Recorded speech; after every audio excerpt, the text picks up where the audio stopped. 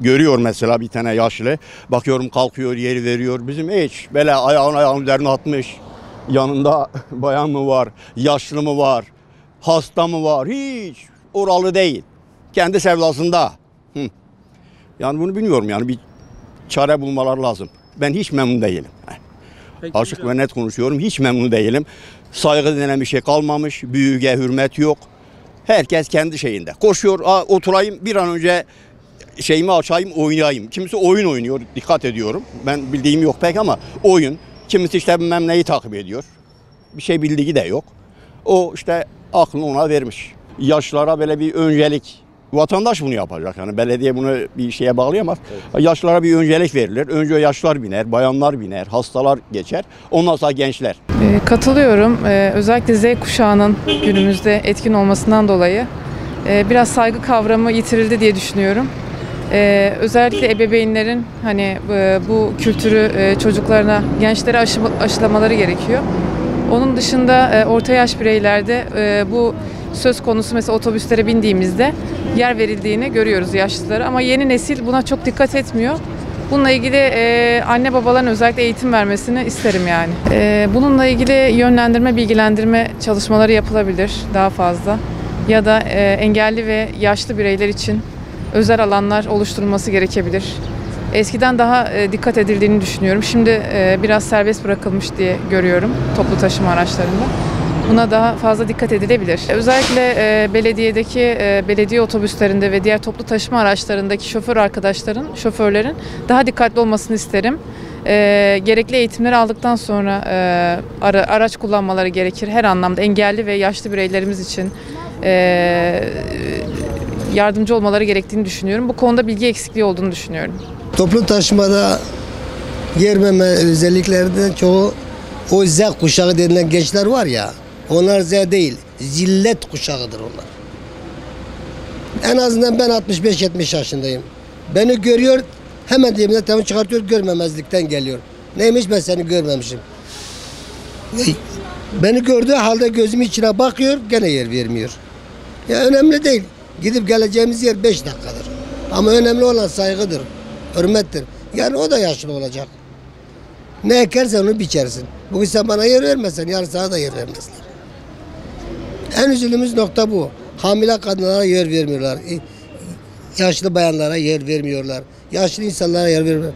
Bilhassa sakat, engelli insanlara, hele onlara hiç yer vermiyorlar. Yemin ediyorum size, bir gün engelli, gözden engelli bir tanesine ben elimle otobüse bindirirken otobüsün ortasında durduk, böyle kimse bize yer vermedi. Bakınız, ben yaşlıyım, o engelli. Ama hepsine dedim bana şey yapma, yer vermeyin, ama bu engelli arkadaşımıza yer verin. Gene de kimse yer vermedi. Hiç toplumu bilinçlendirme, herkes de bilinçlidir, herkes de kendini zeka küpü diye görür. Bu zillet kuşağı olduktan müddetçe, yani Z kuşağı dedikleri, fayda yok. Şimdi bu aile terbiyesinden ileri gelir. Şimdi aile terbiyeleri gün be gün yani azalıyor, biliyor musun? Yani ben şahsen bu yaşımda bir bayanı gördüm, ben kalkmak yer vermek isteyeyim yani. Otobüsler eskiden bu saygı çoktu ama şimdi gün be gün azalıyor bu. Otobüsler için belediye sık denetim yapması lazım yani. Ya işte yaşlar için bütün bazı mesela sakat insanlar var, yani sakat arabadan değil ama denekle girmesi. Yani bunları nasıl bir sivil bir ekip, yani denetim şeydi, belediye ekibi de bir ekip kuracak. Bu otobüsünde gerçek neyse onu görecek yani. Bizim memlekette zannedersem yeterince olmasa da yine de gösteriliyor. Fakat sadece toplu taşıma araçları için değil, bizim için genelleme önemlidir. Yani parkta, bahçede olsun, herhangi bir sosyal alanda olsun veya evimizde olsun veya komşularımız olsun, hepsinde gösterilmesi gerekiyor. Ama ben şeye baktığım zaman toplu taşıma araçlarının %80'inde onu görebiliyoruz. Yani o ilgiyi gösteriliyor. Yani ben hani yaşlı biri durduğu zaman 10 kişiden 1 kişi ancak mesela der ki yer vermemezlik yapabiliyor.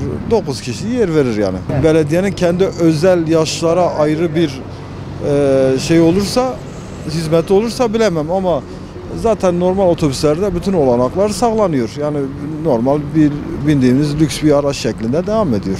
Şu esnada insanların birbirine saygılı olması, insanların birbirlerine fikirlerine, zikirlerine saygılı olması ve en önemlisi birbirinin haklarını yememesi toplumumuz için hem gelişim için hem de ileriye yönelik bir sonraki gençlerimiz için daha önemli olacağını zannediyorum. Bununla ilgili bir genelleme yapmak çok doğru bir olay değil. Çünkü diyelim ki mesela şoförün bir tanesi o esnadaki psikolojik durumu veya diyelim ki o esnadaki durumundan dolayı bir hata yapmış olabilir. Ama şimdi bunu konuştuğumuz zaman bütün şoförleri zan altında bırakmanın da doğru olmadığını düşünüyorum.